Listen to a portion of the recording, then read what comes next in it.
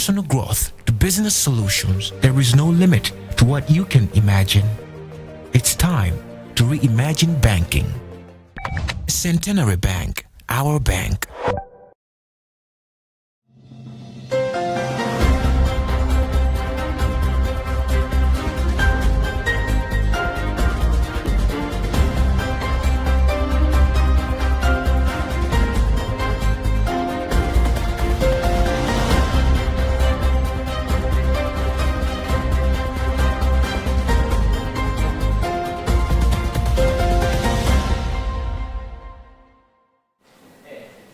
Hello and thank you for joining us right here on Luntha Television. It's time for news. Enjoy with me, Jacqueline Saidi. First, the headlines.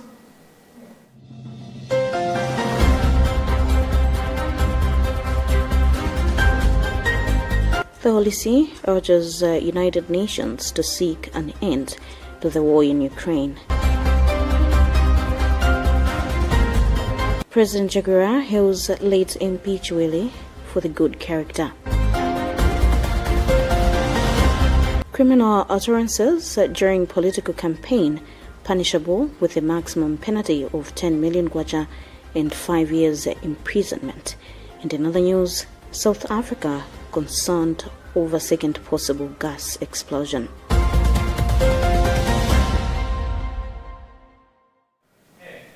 We have these and more. Stay with us.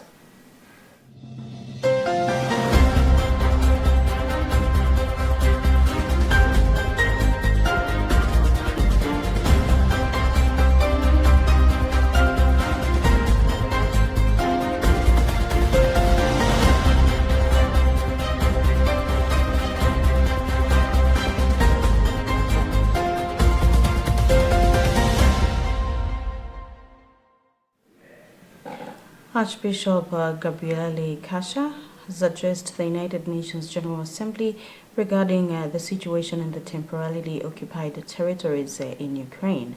The Archbishop repeated Pope Francis's appeal for nations to never grow resigned to war, but to commit themselves to seeking peace.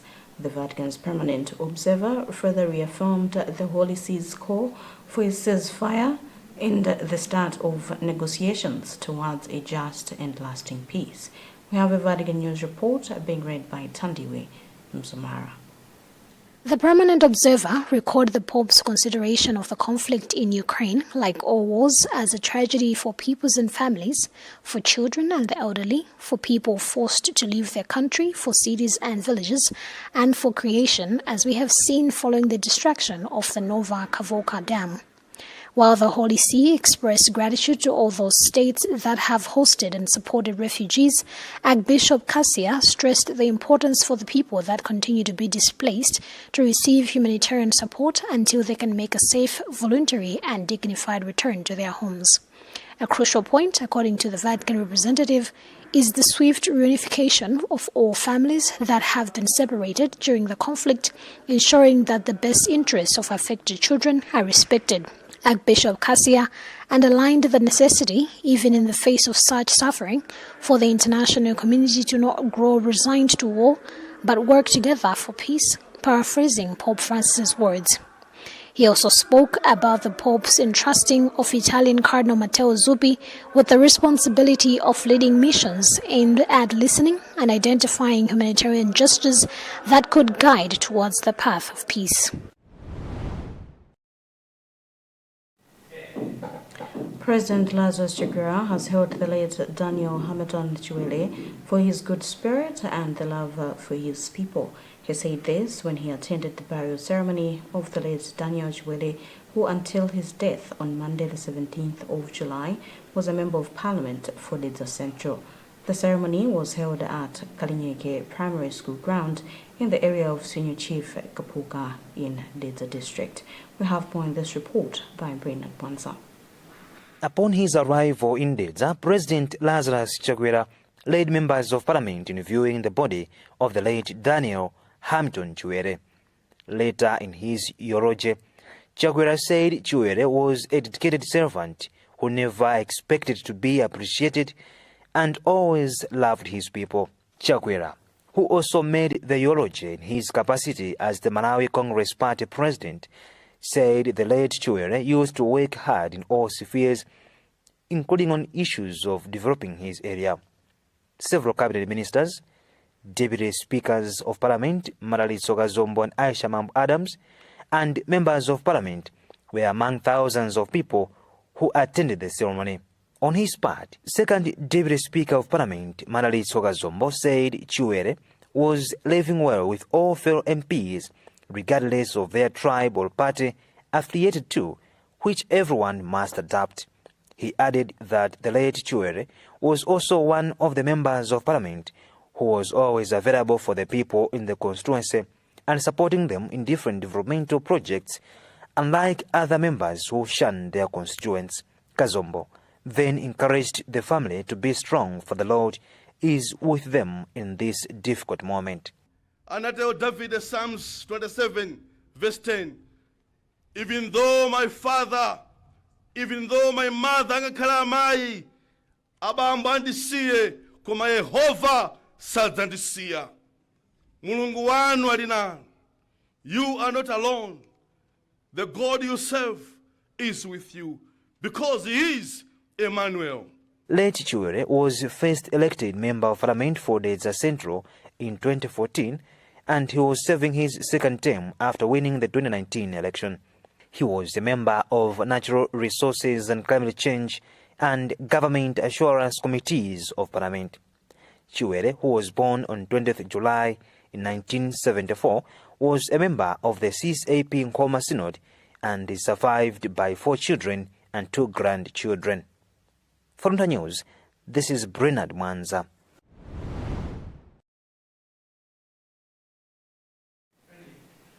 Criminal utterances during political campaign will now be an offence punishable by law with a maximum penalty of 10 million kwacha and 5 years imprisonment.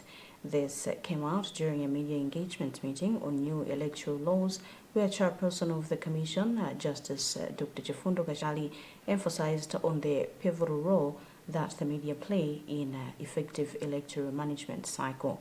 Other legal reforms in the Electoral Commissions Act and the Constitution on election, including the name of the 3 seats, which will now be general elections from a tripartite election. We have more in this report by Robert Edward. The reforms in the electoral legal instruments include that the change of the voting period from 6 to 6 on a polling day to where polling will be starting at 6 a.m. and end at 4 p.m. and the polling day will be a public holiday. According to a presentation by MEC Legal Services Director David Madumikabanda, the change in the period is to, among others, give a chance for other polling activities at a polling center to using the daylight. In an interview, MEC Chairperson Justice Dr. Chifundo Kajali says the Commission can now introduce electronic election management system with consultations with stakeholders. During the media orientation on new electoral laws, National Registration Bureau NRB Principal Secretary Mphatso Sambo said the Bureau has embarked on an outreach campaign to reach more eligible national ID holders, as the ID will be the only document to be used for voter registration, which begins next year. Currently, it is yet to be communicated by both MEC and NRB on whether an expired national ID will be used for voter registration. Malawians are expected to go for voting in 2025, a contest deemed to be competitive. For Luntha, this is Robert Edward. Fertilizer under the controversial 128 billion East Bridge commodity exchange deal is reportedly on the way to Malawi from Turkey. Sources from the Ministry of Agriculture have confided in us that the fertilizer, which has been described as uneconomical by various commentators, will first land in Beira, Mozambique, before being dispatched to Malawi, where it will be sold to farmers under the Affordable Imports Program. Local media reports that officials from Ministry of Agriculture are planning to travel to Romania, where head offices for Eastbridge are said to be located. We have more in this report by Hilbert Katanda. It is not clear what the officials will be doing in Romania, as reports indicate that Eastbridge does not have any office in Romania. Last month, Eastbridge company director told local media that it does not manufacture fertilizer but has production lines with manufacturers in Europe, Eurasia, and the Middle East. In an interview on Thursday, Minister of Agriculture Sam Kawale declined to divulge more information on the Eastbridge deal, but said last month government of Malawi finalized talks with all companies expected to supply fertilizer. Kawale, without specifying which company, said the transportation exercise is underway. At the end of last month, June, we finalized the procurement processes where companies that bid to supply fertilizer, they were selected. 13 companies were selected and contracts were awarded to them. As we speak, they're in the process of delivering the fertilizer so that we can have the program start and end in good time. We've also finalized the procurement process for transporters. At the moment, we are finalizing the procurement of seeds and goats so that we can finalize all the procurement process of this year's AIP. It is anticipated that everything should be done by next month and that we can start rolling out immediately after everything is in place. All right. Eastbridge Estate is expected to supply 600,000 metric tons of fertilizer, worth $124.5 million, which is about 128 billion kwacha. The company, which is said to be Romania, will supply 300,000 metric tons of urea and 300,000 metric tons of NPK, a contract to run until July 2024. However, analysts believe the deal is a scam and is being used by Malawi Congress Party agents to loot public funds. Speaking to local media, Chairperson for Parliamentary Committee on Agriculture, Samuel Suleiman, said government should cancel the deal to safeguard taxpayers' money. Suleiman noted that officials from the ministry failed to justify the deal when they appeared before the committee last month. For Luntha News in Lilongwe, I'm Hilbert Katanda. National Food Reserve Agency, NFRA, says it has experienced a drop in maize volumes that traders are taking at its depots for selling. In an interview with Luntha Television, NFRA Board of Trustees Chairperson Dennis Kalekeni said that the drop is due to the low price at which the agency is buying the grain, which is less than what most traders are offering. However, Kalekeni has said the agency has planned to have a meeting in the next 2 weeks to change its price of maize following a review that they conducted to establish the cause of this drop. Charity Chiranga reports. The National Food Reserve Agency opened its market for buying of maize for the 2023-2024 Strategic Grain Reserve Replenishment in May this year, and the agency has been buying the grain at 550 kwacha per kilogram. According to the agency's board chairperson Dennis Kaleken, the price is lower than what most traders are offering on the market, who are selling at over 600 kwacha per kilogram. And this has led to a drop in maize volumes that the traders are taking to its depots. He has assured Malawians that the Board of Trustees, who are invested with powers to look at these issues, will meet and come up with decision on the matter. A governance issue. Very shortly, the Board of Trustees of the National Food Reserve Agency will be meeting to receive a comprehensive report on the matter, a part of which will be this particular element. And for sure, the Board of Trustees, who are invested with powers to look at these issues and make decisions on the spot, are going to discuss the matter and probably come up with a decision on the matter. Meanwhile, agriculture expert Tamani Nkunumvula has suggested that NFRA should revise upwards its buying price, since most of those that have the maize are traders who procured the grain from farmers. The NFRA needs to do is to revise the price at which they are going to be buying from the traders, because most of the people that are offering to NFRA, they are not farmers per se, they are traders who have bought from the farmers. Government allocated 12 billion kwacha for NFRA to procure maize for strategic grain reserves in the 2023-2024 year. Out of this amount, 6 billion kwacha was made available for NFRA to buy 11,000 metric tons of the 22,000 metric tons of maize required. Charity Chilanga, Luntha Television, Lilongwe.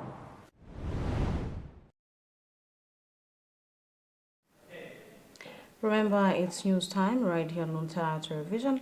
We'll be back after the break.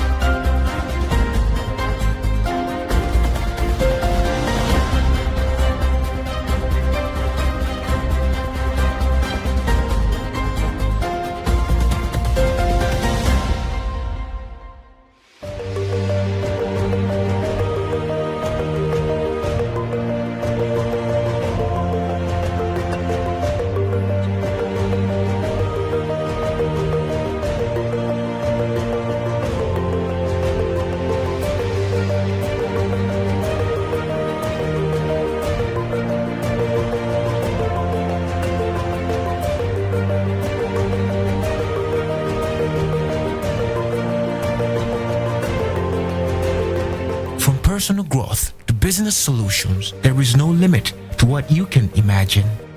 It's time to reimagine banking. Centenary Bank, our bank.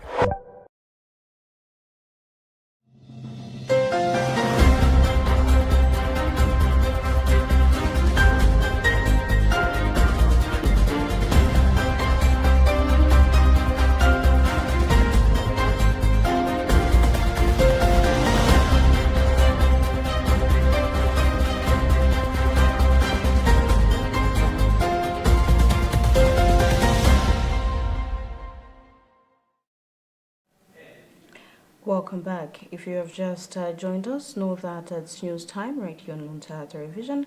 We'll give you a reminder of the headlines.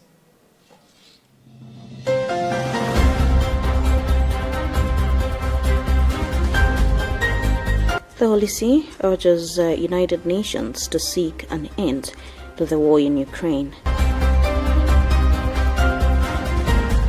President Jaguar hails late MP Chiwele for the good character. Criminal utterances during political campaign punishable with a maximum penalty of 10 million kwacha and 5 years imprisonment. And in other news, South Africa concerned over second possible gas explosion.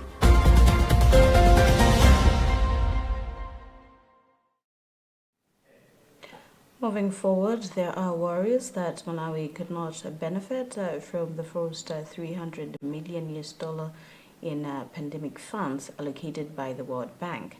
Journalist Association Against AIDS, Journal AIDS Programs Manager Dengani Miti has told us that over 120 countries have applied for the funds, amounting to $1.4 billion, which is over the initial allocation, making Malawi's chances of receiving the funds slim.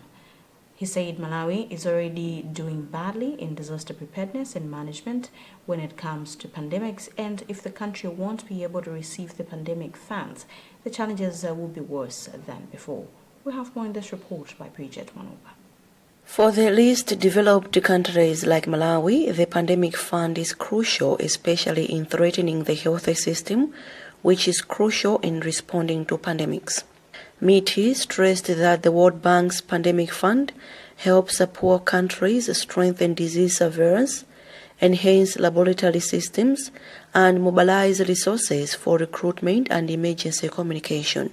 He said as Journal Aids, in collaboration with Christian Aid, they frequently engage the media to discuss pandemic prevention preparedness and response, PPPR, and global health architecture. MITI stressed the importance of providing support to vulnerable countries facing multiple challenges during the ongoing pandemic. So the pandemic fund is a very, very vital tool.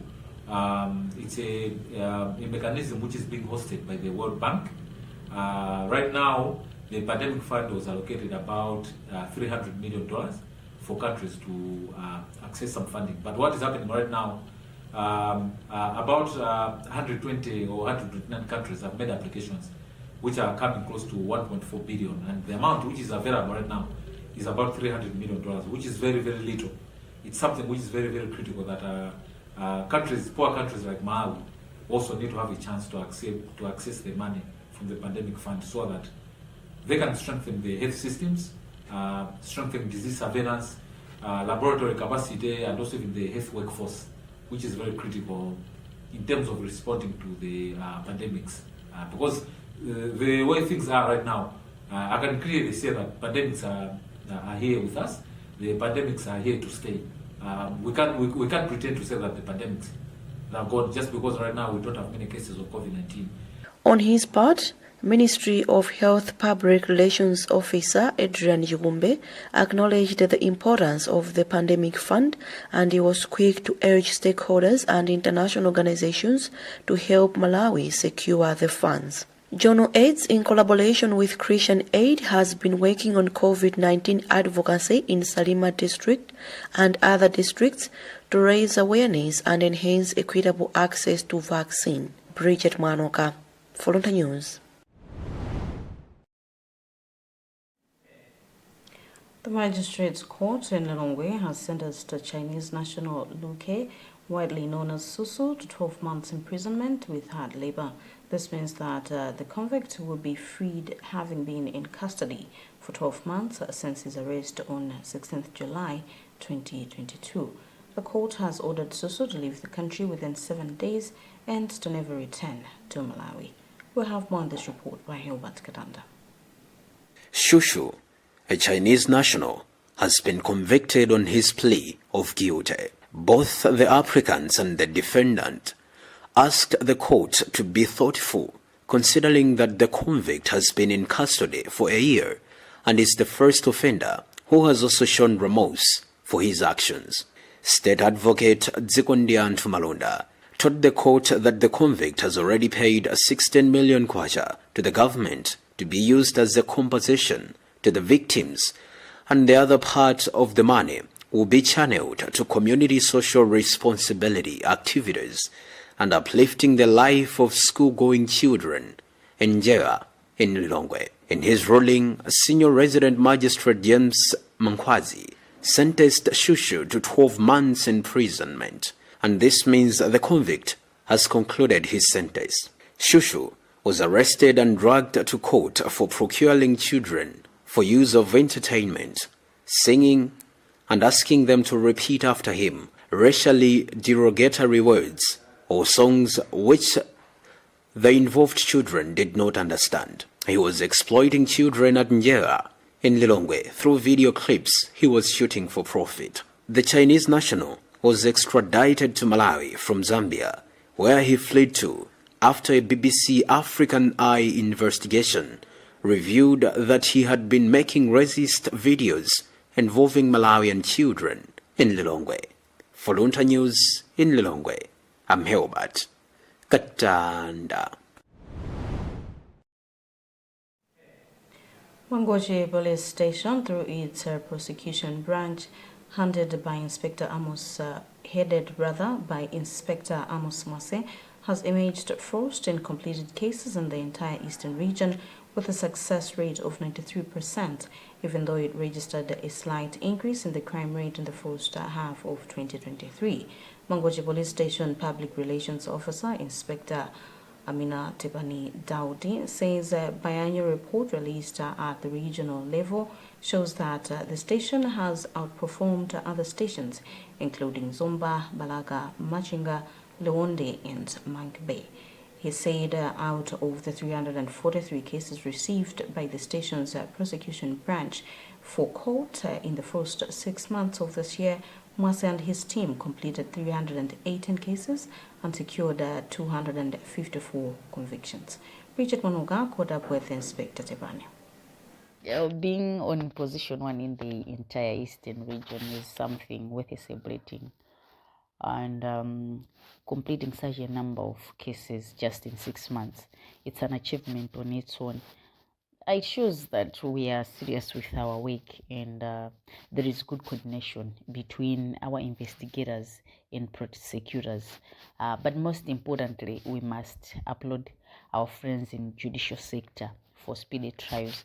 Despite challenges of mobility, we have managed to complete 318 cases out of 343 just in 6 months. On top of that, we have also secured 254 convictions. So far, we have entered the second half of 2023 with 25 outstanding cases.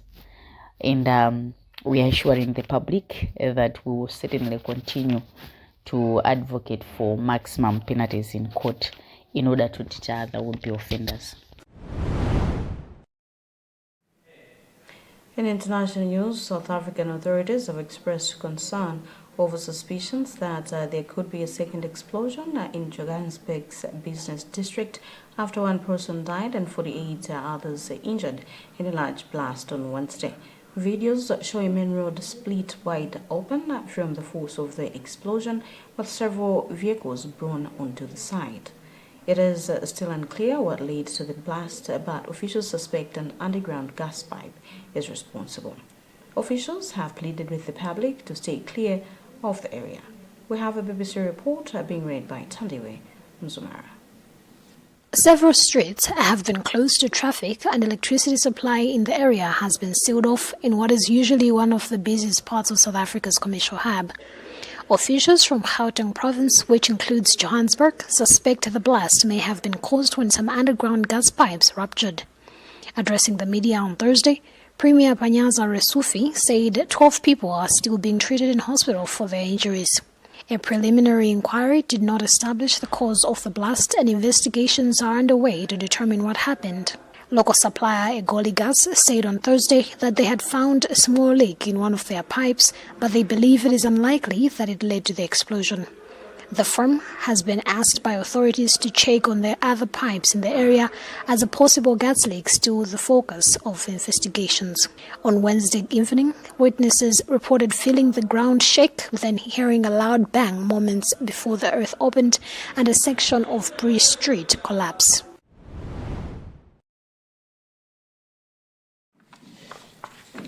Well, with that, we have come to the end of our bulletin. But before we go, let's have another look at the headlines.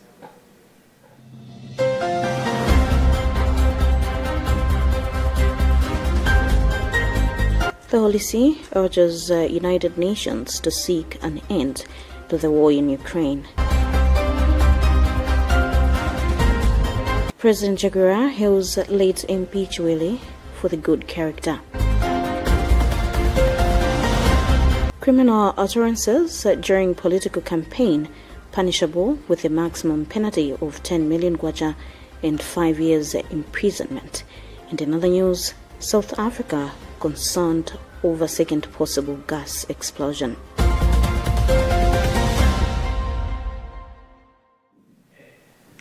My name is Jacqueline Saidi. Thank you very much for watching Luntha Television, and stay safe.